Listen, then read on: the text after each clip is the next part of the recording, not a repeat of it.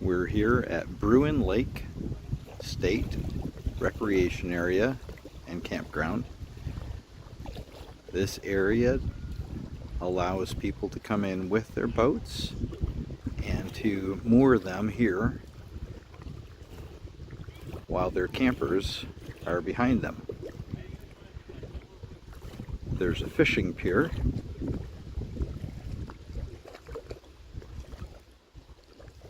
In the lower section of the campground,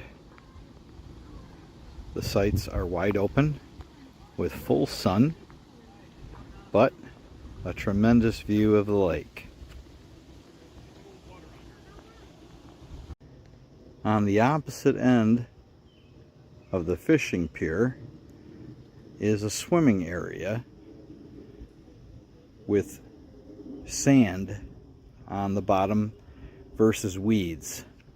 The rest of the lake is very shallow and very weedy. This section's been cleared out. It's shallow, which makes it quite warm. Down by the beach, there is also a public boat launch. The upper section of the campground is far more wooded, a lot of sheltered sites.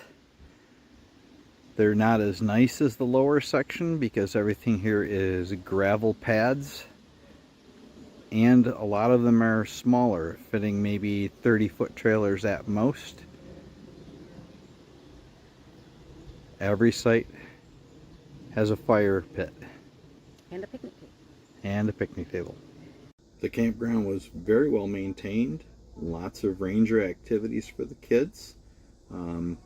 It seemed to be a great place to bring a family. Bruin Lake Campground. I thoroughly enjoyed our stay there.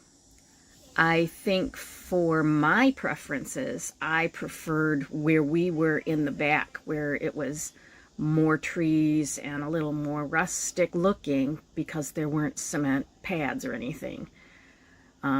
It just seemed like there was more space and it was a lot more pleasant. I'm not sure for myself that I would want to be down in the newer section, not as many trees, and it just seemed like the spaces were smaller. But I thoroughly enjoyed it and I would go back.